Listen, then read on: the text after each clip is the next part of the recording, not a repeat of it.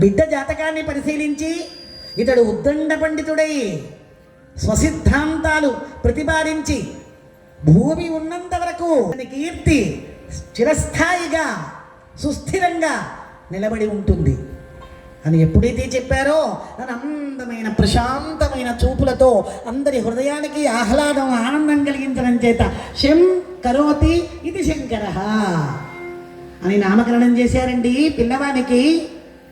ఆ బాల శంకరుని అసమాన ధిషణ మహత్వ మిటులెన్న జలము ప్రాక్తన జన్మ ఫలము.